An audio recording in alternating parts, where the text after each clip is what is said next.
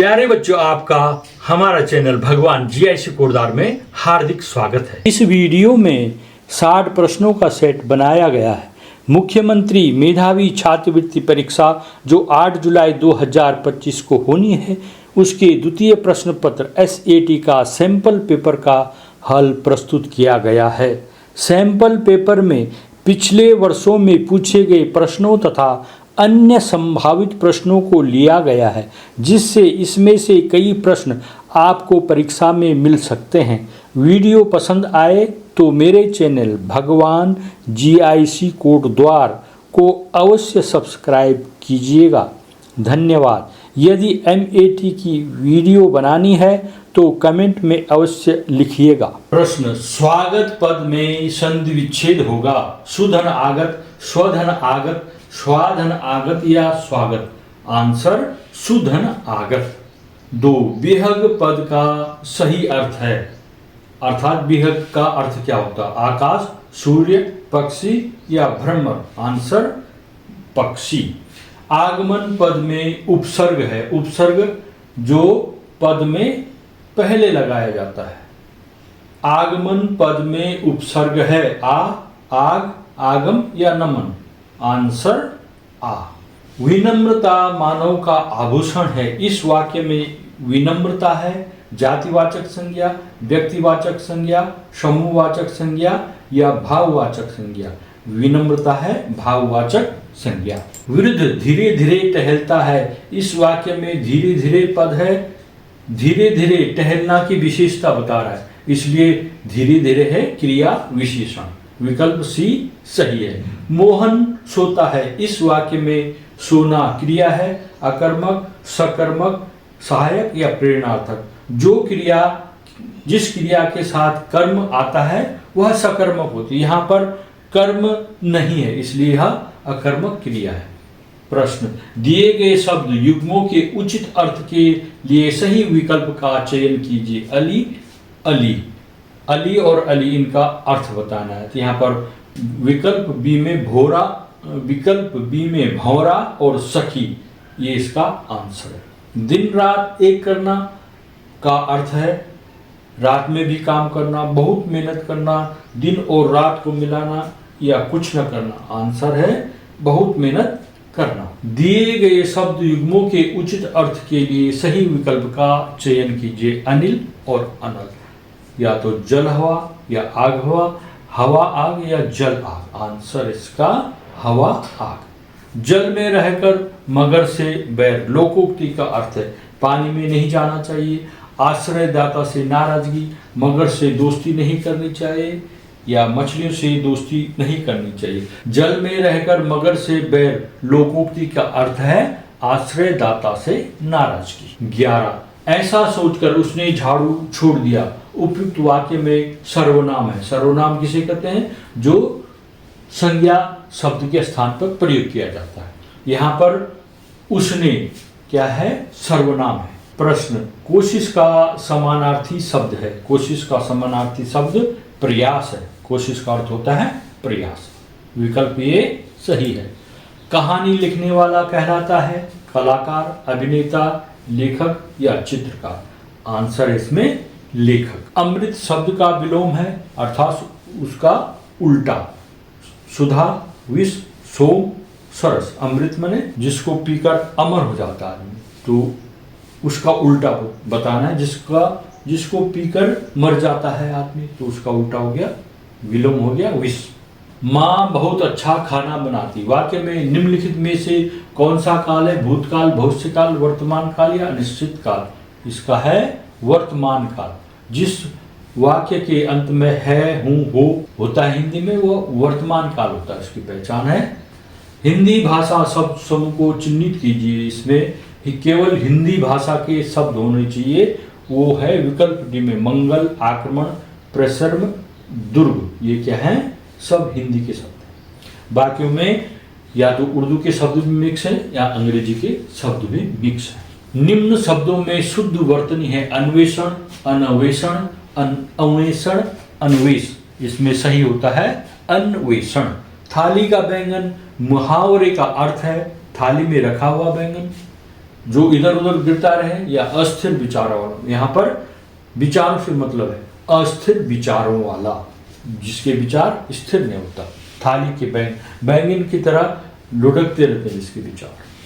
19वां, सदाचार शब्द का शुद्ध संधि विच्छेद है सत धन आचार, सत धन चार, सदा धन चार, सदा धन अचार या सत धन अचार। विकल्प डी सही है, सत धन आचार। निम्न में असंगत शब्द है चावल, दूध, गुड़, साबुन। इसमें चावल, दूध और गुड़ खाद्य सामग्री है और साबुन खाद्य सामग्री नहीं है, इसलिए डी विकल्प असंगत है। उत्तराखंड की अस्थायी राजधानी है नैनीताल, हरिद्वार, मसूरी या देहरादून।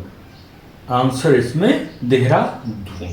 हिंदी भाषा शब्द समूह को चिन्हित कीजिए।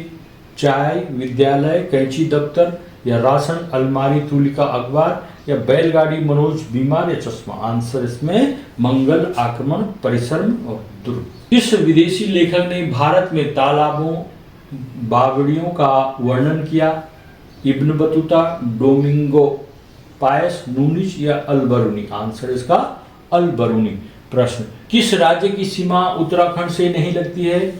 उत्तराखंड के पड़ोसी राज्य जिसकी सीमा लगती है उत्तराखंड में वो है हिमाचल प्रदेश, उत्तर प्रदेश, हरियाणा। ये सीमा से जुड़े हुए हैं। पंजाब की सीमा उत्तराखंड से नहीं लगती है। निम्नलिखित में से प्राकृतिक आपदा है। जो आपदा प्रकृति की तरफ से आती है उसे प्राकृतिक आपदा कहते हैं, और जो आपदा मनुष्य द्वारा बनाई गई चीजें हैं उनसे दुर्घटना हो जाती है, जैसे सड़क दुर्घटना, औद्योगिक दुर्घटना, रेल दुर्घटना। ये तो होगी मनुष्यकृत आपदा, और प्राकृतिक आपदा होगी भूस्खलन।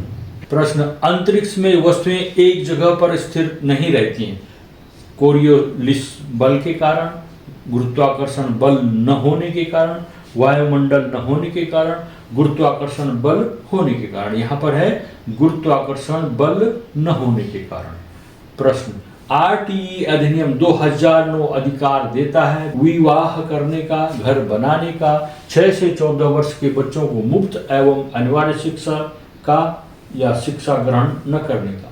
विकल्प सी सही है, 6 से 14 वर्ष के बच्चों को मुफ्त एवं अनिवार्य शिक्षा दी जाए। पारद तापमापी में निम्नलिखित में से किसका उपयोग किया जाता है? पारद माने पारा, पारा तापमापी। इसमें पारा होगा अल्कोहल, जल, समुद्री तेल और पारा। आंसर इसमें पारा। जानवरों के कल्याण के लिए कार्य करने वाली संस्था है पेटा, रेड क्रॉस, विश्व स्वास्थ्य संगठन। इनमें से कोई नहीं।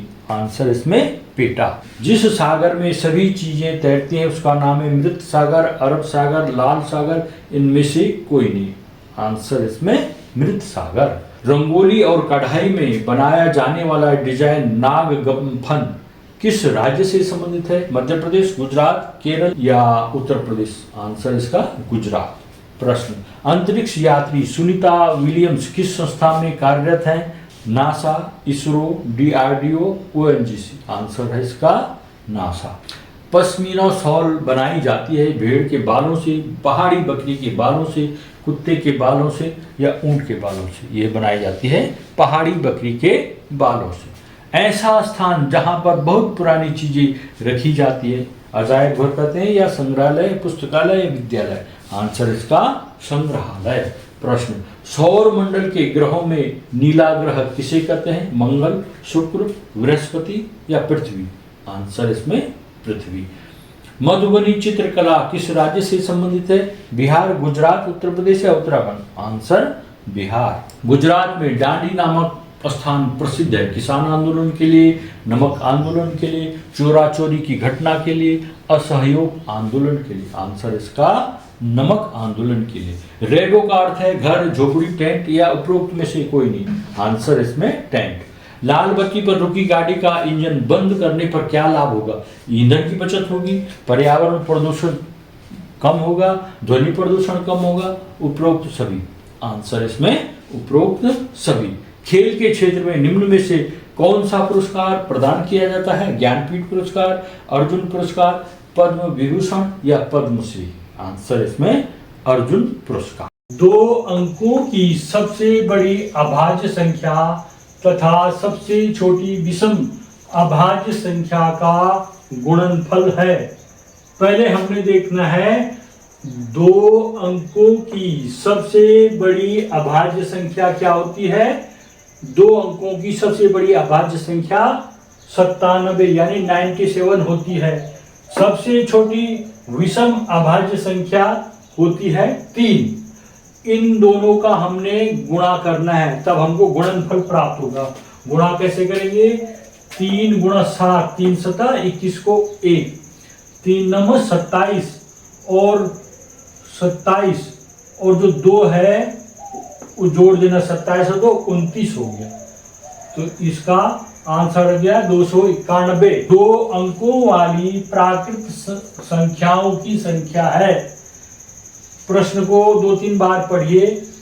दो अंकों वाली प्राकृत संख्याओं की संख्या है। 2 अंक होने चाहिए वो, और प्राकृतिक संख्या यानी नेचुरल नंबर होनी चाहिए।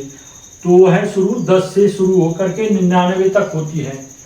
1 से 99 तक की संख्या हो गई 99, लेकिन हमें 10 से 99 तक की संख्या चाहिए।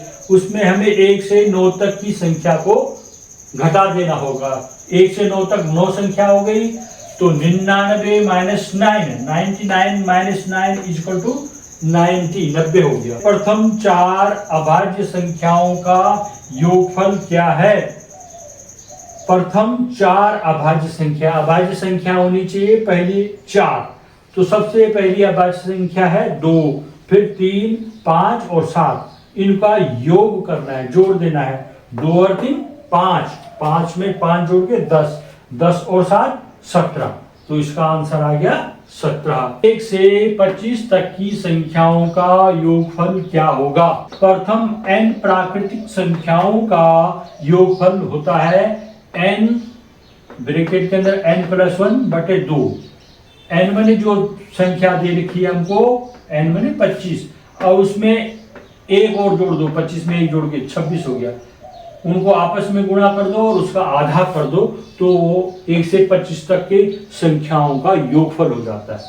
आइए हम मान रखते हैं 25 रख दिया, यहाँ पर 25 धन 1 रख दिया बटे 2, 25 और 1 26। तो 25 गुणा गया 26 बटे 2, 2 का भाग 26 में देंगे, 2 एकम 2, फिर 6 आया, 2 3 6, 13 हो गया। 25 गुणा गया 13 रह गया, बाकी चीज हट गई है। 25 को 13 से गुणा करना है, तो पहले 3 से गुणा करेंगे, 3 पंजे 15 को 5, 3 दूना 6 7। फिर 1 से गुणा करेंगे, 1 पंजे 5 और 1 दूना 2। इनको जोड़ देंगे, 5 को 5, 7 5 12 को 2, हासिल 1 हो गया, उस 2 में 1 जोड़ो, 2 और 1 3, 325 आया इसका answer. Question number 41, 50 multiply 0 multiply 100 multiply 5 का मान होगा। ए 50, बी 100, सी 25,000, डी 0। सॉल्यूशन होगा इसका, किसी भी संख्या को शून्य से गुणा करने पर रिजल्ट हमेशा शून्य होता है। इसलिए 50 मल्टीप्लाई 0 मल्टीप्लाई 100 मल्टीप्लाई 5 इनको हल करेंगे। इन दोनों को पहले मल्टीप्लाई करेंगे, 50 मल्टीप्लाई 0 का 0 हो जाता है, 100 को मल्टीप्लाई 5 करेंगे 500 हो जाएगा, 500 को 0 से मल्टीप्लाई करेंगे तो पूरा 0 हो जाएगा। क्वेश्चन नंबर 42, संख्या 40,390 में अंक 6 एवं 9 को परस्पर बदलने से प्राप्त संख्या और मूल संख्या का अंतर होगा।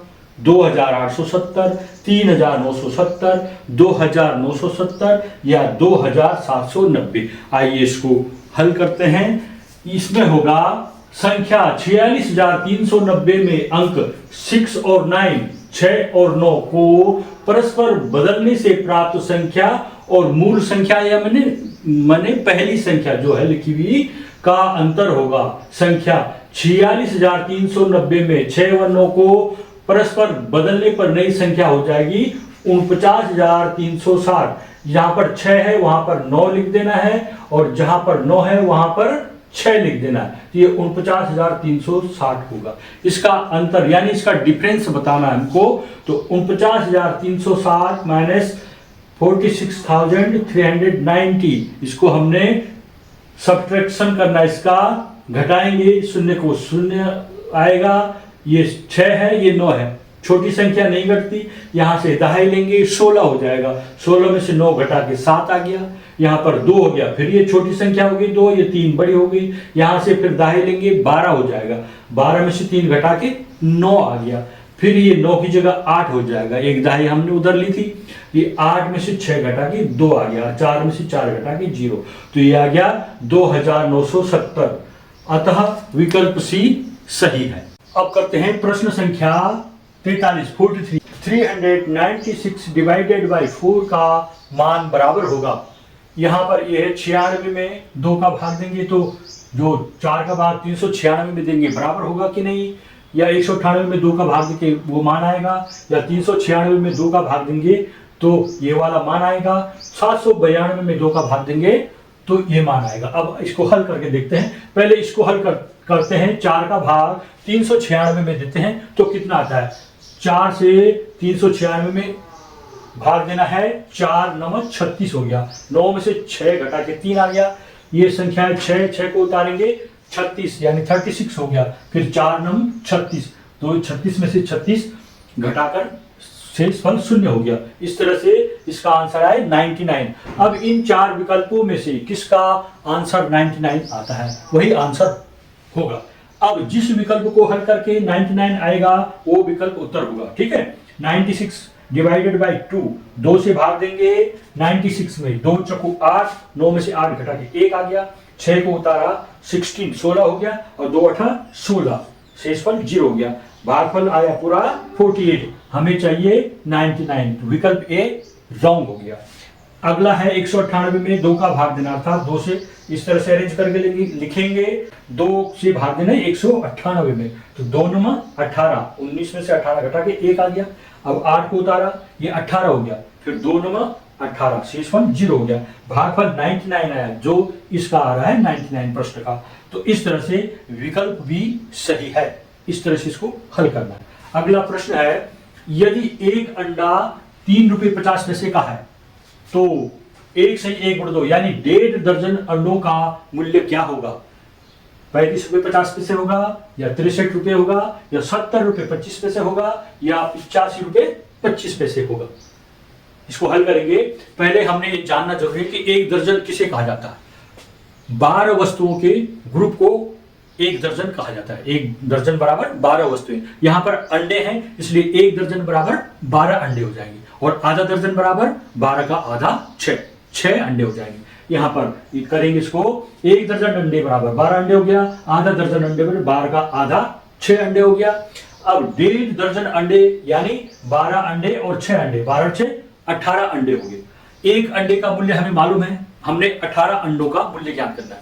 इन प्रश्नों को एक एक नियम से हल करते हैं, अर्थात पहले एक में निकालते हैं। एक अंडे का मूल्य है 3 रुपये 50 पैसे, 18 अंडों का मूल्य क्या होगा, कम होगा कि ज्यादा होगा, ज्यादा होगा। ज्यादा के लिए क्या करते हैं, गुणा किया जाता है। यहाँ पर एक अंडे का मूल्य 3 रुपये 50 पैसे, 18 अंडों का मूल्य 3 रुपये 50 पैसे को हमने 18 से मल्टीप्लाई कर देना है। 8 से गुणा करो, 8 शून्य शून्य हो गया, 8 5 40 का जो इकाई का अंक है शून्य यहाँ पर रख दिया। जो दहाई का अंक 4 है उसको जब इसका मल्टीप्लाई करेंगे, गुणा करेंगे, जो आएगा उसमें जोड़ देना। 8 3 24, उस 24 में वो 4 जोड़ देना, 24 से 4 28। अब हमने 1 से गुणा करना है, 1 0 0, इस शून्य को कहां पर रखा जाएगा, 1 के नीचे रखा जाएगा। 1 5 5, 1 3 3, इस तरह से आगे। अब इनको हमने जोड़ देना है, शून्य को शून्य, ये भी शून्य को शून्य हो गया, 8 में 5 जोड़ के 13 हो गया। इकाई का अंक 3 है, 3 यहाँ पर लिख देना, जो दहाई है उसको अगली वाली संख्या के साथ जोड़ देना। 3 अरे 4, 4 में 2 जोड़ दो 6, 6300 हो गया। अब हमको दशमलव बिंदु लगाना होता है, तो कहां पर लगेगा, गुणक और गुण्य, जिससे गुणा किया जा रहा है और जिसको गुणा किया जा रहा है, उन संख्याओं में दशमलव के कितने अंक हैं। दशमलव के बाद यहाँ पर 1 2 2 अंक हैं, इसमें कोई दशमलव बिंदु नहीं है, तो जो 2 अंक है यहाँ पर भी हमने दाईं से बाईं ओर चलना है और अंकों की गिनती करनी है। यहाँ पर 1 2 अंक हो गए, इधर से भी 1 2 अंक, और उसके बाद हमने दशमलव बिंदु लगा देना। इस तरह से ये दशमलव बिंदु लगाने का तरीका है। तो ये 63 रुपये आ गया, विकल्प बी में लिखा हुआ है 63 रुपये, अतः विकल्प बी सही है। क्वेश्चन नंबर 47, निम्न में से 2 और 7 के साझा गुणज होंगे। ए 18,28, 20 या 21, 28,42 और 20,70। इनमें से 2 और 7 के कॉमन मल्टीपल्स यानी साझा गुणज क्या होंगे, अर्थात जिसमें 2 का भी भाग पूरा चला जाए और 7 का भी पूरा भाग चला जाए। इसको आइए हल करते हैं। 2 और 7 के साझा गुणज में वे संख्याएं होंगी जो 2 और 7 से पूरी तरह विभाजित होंगी। 18 को देखते हैं, 2 का भाग 18 में देंगे, 2 नमा 18 पूरा भाग चला गया। 7 का भाग 18 में देंगे, 7 दूना 14, 18 में से 14 घटा के 4 शेष आया, पूरा भाग नहीं जा रहा है। 28 में देखते हैं, 2 का भाग 28 में देंगे, 2 एकम 2, 8 और 12, 2 चक्कू 8, पूरा भाग चला गया। 7 का भाग 28 में देंगे, 7 चक्कू 28। 28 में तो 2 और 7 का भाग चला जा रहा है, लेकिन 18 में 2 और 7 दोनों का भाग नहीं जा रहा है, इसलिए ये रॉन्ग आंसर हुआ।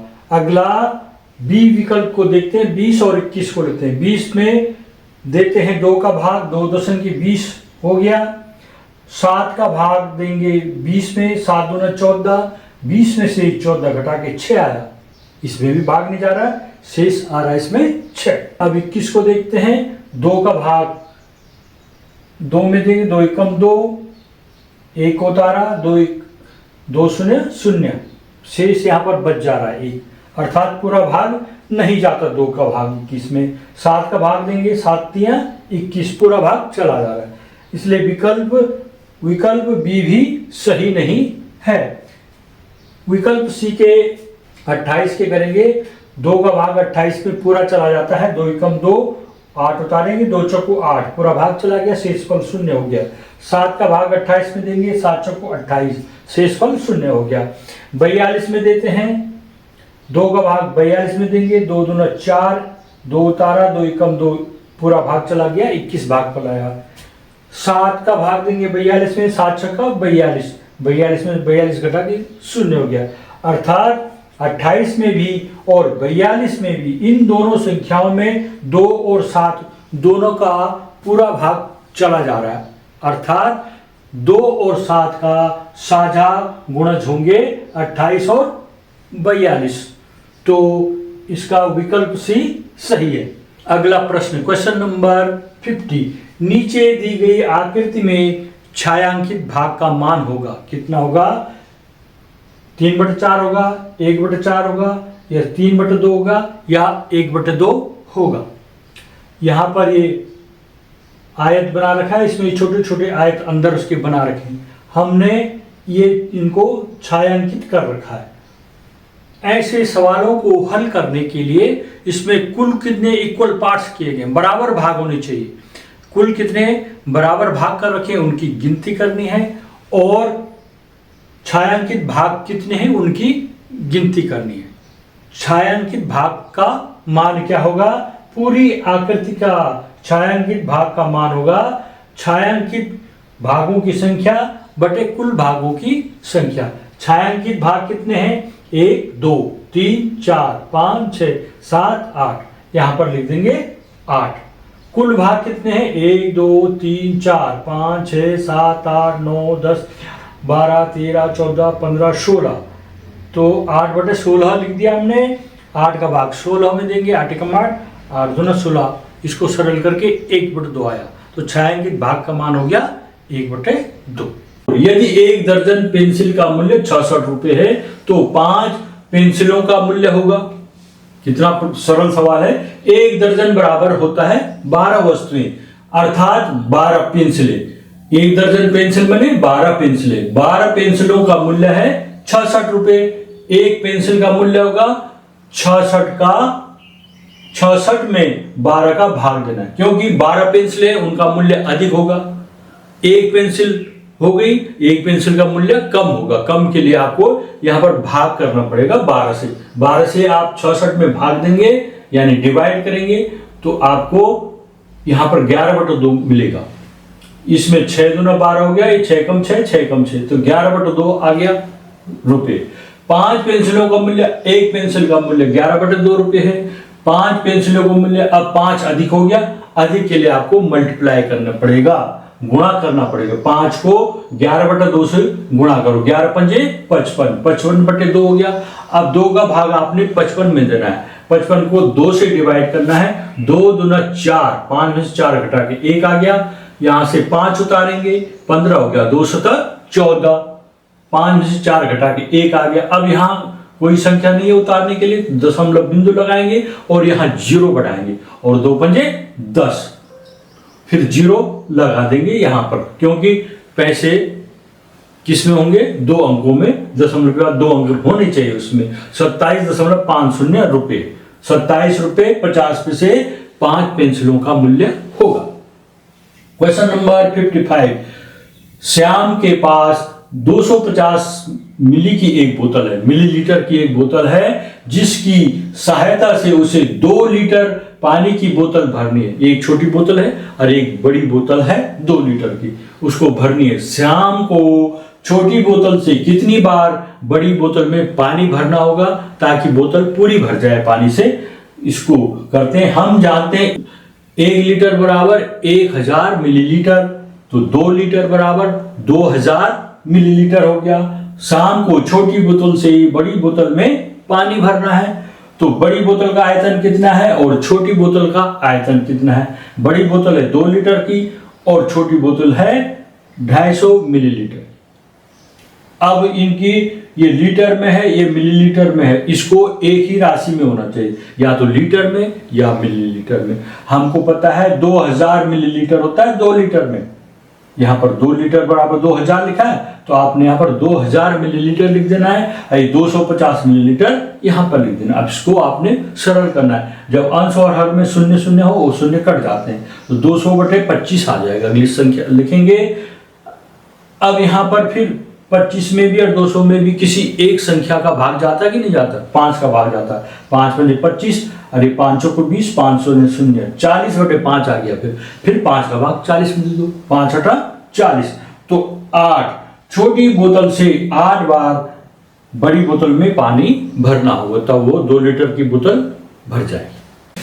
क्वेश्चन नंबर 56, करीम ने 30 रुपए प्रति किलोग्राम के भाव से आधा किलोग्राम टमाटर, 20 रुपए प्रति किलोग्राम के भाव से 2 किलोग्राम आलू तथा 20 रुपए प्रति किलोग्राम के भाव से 1/4 किलोग्राम प्याज खरीदा। करीम ने कुल कितने रुपए की सब्जी खरीदी? हमको यहाँ पर सब्जी का कुल सब्जी का मूल्य बताना है। ये आलू, प्याज और टमाटर, इन तीनों को आपने निकालना है, उनका जोड़ कर देना है। टमाटर का भाव 30 रुपए प्रति किलोग्राम है, अर्थात 1 किलोग्राम टमाटर का मूल्य 30 रुपए है। आधा किलोग्राम टमाटर का मूल्य क्या हो जाएगा? 30 का आधा, 30 × ½ तो 2 का भाग 30 में देंगे, 15 रुपए हो गया आधा किलोग्राम टमाटर का मूल्य। आलू का भाव है 20 रुपए प्रति किलोग्राम, अर्थात 1 किलोग्राम का मूल्य है 20 रुपए। पूछा है 2 किलोग्राम आलू, 2 किलोग्राम आलू का मूल्य हो जाएगा 20 × 2, 20 दूना 40, 40 रुपए हो गया। प्याज का भाव है 20 रुपए प्रति किलोग्राम, अर्थात 1 किलोग्राम प्याज का मूल्य है 20 रुपए। 1/4 किलोग्राम प्याज का मूल्य होगा 20 का 1/4 कर देना, 4 का भाग 20 में देंगे, 4 × 5 20, 5 रुपये आ गया। करीम द्वारा खरीदी गई सब्जी का कुल मूल्य ये 15 रुपये है, फिर दूसरा 40 रुपये है और तीसरा प्याज का 5 रुपये। इन सबको हमने जोड़ देना है। 15 और 40 को जोड़ के 55 हो गया और 55 में 5 जोड़ के 60 हो गया, तो 60 रुपये करीम ने सब्जी खरीदी। क्वेश्चन नंबर 59, तरकारी की दुकान में यदि लौकी की कीमत 20 रुपये प्रति किलोग्राम हो तो 4 से ही 3/4 किलोग्राम लौकी की कीमत होगी। इसको करना है। लौकी का भाव क्या है? 20 रुपये प्रति किलोग्राम, माने 1 किलोग्राम आता है 20 रुपये में, अर्थात 1 किलो लौकी की कीमत होगी 20 रुपये। 4 से ही 3/4 किलो लौकी की कीमत क्या होगी? 20 से 4 से ही 3/4 को मल्टीप्लाई करेंगे। ये संयुक्त भिन्न है, इसको हमने विषम भिन्न में बदलना है। तो 20 मल्टीप्लाई इसको विषम भिन्न में बदलने के लिए 4 का गुणा 4 से करेंगे, 4 छक्कू 16, और उसको अंश को जोड़ देते हैं 3 को, तो ये हो जाएगा 16 3 19। तो ये हो गया 20 मल्टीप्लाई 19/4। 4 का भाग 20 में देंगे, 4 पंजे 20, 5 और 19 के बीच में मल्टीप्लाई का साइन है, तो अपने गुणा कर देना है। 19 पंजे 95, तो 95 रुपए उसकी कीमत। क्वेश्चन नंबर 60 बहुत सरल क्वेश्चन है। कौन सी आकृति ईंट की सतह को प्रदर्शित करती है? ईंट देखिए आपने बच्चों, ईंट को फर्श में रखिए और उसकी चौक से चारों तरफ लाइन खींचेंगे तो आपको इनमें से कौन सी आकृति दिखाई देगी? स्पष्ट है, आपको ये वाली आकृति दिखाई देगी, जिसका आंसर है ये वाली आकृति। क्वेश्चन, 1 लाख में कितने हजार होंगे? विकल्प है 10,000, 100,000, 110,000 या 100,000। सॉल्यूशन होगा इसका 1 लाख। किसको कहते हैं 1 लाख? जब 1 के आगे 1 2 3 4 5 शून्य लगे होते हैं। इसको पढ़ेंगे इकाई, दहाई, सैकड़ा, हजार, 10,000, लाख। ये 1 लाख हो गया। 1,000 कैसा होता है? 1 और उसके आगे 3 शून्य होते हैं, 1,000 हो गया। अब इनका अनुपात करके देखते हैं कि हजार कितना हजार बचेगा। 1 लाख के नीचे 1,000 लिखेंगे, इसके 3 शून्य, ऊपर भी 3 शून्य काट देने, हमें मिलेगा 100। तो इसको पढ़ेंगे 100,000। कहां पर है 100,000? विकल्प बी इसका आंसर होगा। इस तरह से कई प्रश्न आ सकते हैं, उनको आप हल कर सकते हो। क्वेश्चन, सरल कोण का 2/3 कोण होगा? न्यून कोण, अधिक कोण, समकोण या सरल कोण? कोण किसे कहते हैं? 2 रेखाओं के झुकाव को कोण कहते हैं। ये न्यून कोण क्या हुआ, अधिक कोण, समकोण और सरल कोण क्या हुआ? समकोण 90 अंश के कोण को समकोण कहते हैं, 90 अंश से छोटे कोण को न्यून कोण कहते हैं, 90 अंश से बड़ा और 180 अंश से छोटे कोण को अधिक कोण कहते हैं। सरल कोण 180 अंश का होता है। सॉल्यूशन होगा 180 अंश के कोण को सरल कोण कहते हैं। 90 अंश से बड़ा व 180 अंश से छोटे कोण को अधिक कोण कहते हैं। अब सरल कोण का 2/3 कोण पूछ रखा है। सरल कोण का 2/3 कोण होगा। सरल कोण माने 180 अंश, 180 अंश गुणा 2/3, 2/3 माने 2/3 होता है। अब 3 का भाग 180 में 2, 3 6 18, 3 0 0 60 हो जाएगा। 60 को 2 से मल्टीप्लाई कर दो, 60 गुना 120, तो इसका आंसर आएगा 120। 120 90 और 180 अंश के बीच में है, अर्थात 90 से बड़ा और 180 अंश से छोटा है 120, अतः यह अधिक कोण है। अधिक कोण कहां पर है? विकल्प बी इसका आंसर होगा। क्वेश्चन, 215 रुपए में नोट होंगे? विकल्प ए में है 50 रुपए के 3 नोट, 10 रुपए के 6 नोट। इसी तरह विकल्प बी में 50 रुपए के 3 नोट, 10 रुपए के 2 नोट, 5 रुपए के 1 नोट। सी में 50 रुपए के 3 नोट, 10 रुपए के 4 नोट, 5 रुपए के 5 नोट। डी में 50 रुपए के 3 नोट, 10 रुपए के 5 नोट और 5 रुपए के 5 नोट दे रखे। इनको आपने देखना है, इनका योग 215 होना चाहिए। यहाँ पर 50 रुपए के 3 नोट, 50 तिया 150, 10 रुपए के 6 नोट, 10 छक्का 60 रुपए। इनको जोड़ेंगे, 6 और 11 को 1, 1 और 1 2, 210 रुपये हो गया। हमें चाहिए 215, तो ये सही नहीं है। बी में 50 रुपए के 3 नोट, 50 गुणा के 3 150 रुपए, 10 रुपए के 2 नोट, 10 गुणा के 2 20 रुपए, 5 रुपए के 1 नोट, 5 गुणा के 1 5 रुपए। इन सबको जोड़ेंगे, 5 को 5, 5 और 2 7, 1 को 1, 175 रुपए। ये भी सही नहीं। सी में देखिए 50 रुपए के 3 नोट, 50 गुणा के 3 150 रुपए, 10 रुपए के 4 नोट, 10 गुणा के 4, 10 चौको 40 और 5 रुपए के 5 नोट, 5 गुणा के 5, 5 बने 25। 5 को 5, 5 4 9 और 2 11 को 1 हासिल 1 और 1 2, 215 रुपए यहाँ पर है। ये 215 रुपए। तो कौन सा विकल्प सही है? विकल्प सी सही है, जिसमें इनका योग 215 रुपए हो रहा है। 93 यानी 93 का रोमन प्रणाली में मान होगा। 93 को रोमन में कैसे लिखेंगे? रोमन अंक में उसके लिए जो 93 है, 90 है 100 से 10 कम, तो इसको हम लिख सकते हैं 100 - 1, 100 ऋण 10, ठीक है, और प्लस 3, 93 है ना, तो ये 100 माइनस 10 ये 90 हो गया और ये +3 93 हो जाएगा। ये हमने क्यों किया? क्योंकि रोमन अंक में क्या लिखा जाता है, जो सबसे बड़ी संख्या है उसको लिखना है पहले, और उसके अगर घटाना है तो बाईं ओर लिखना है, जोड़ना है तो दाईं ओर लिखना है अंकों को। इस तरह से ये जो सबसे बड़ी संख्या है इसका मान होता है C रोमन में, तो C को लिख दिया, उसमें से 10 कम कर देना है तो बाईं ओर लिख देना है X को, 10 मने X। और इधर 3 लिखा हुआ है, 3 मने ये I 3 डंडे हो गए, 3 डंडे लगे I लिख दिए, यानी I, तो ये हो गया 3, ये हो गया 100 माइनस 10 93 हो जाएगा। इस तरह से ये लिखा जाए।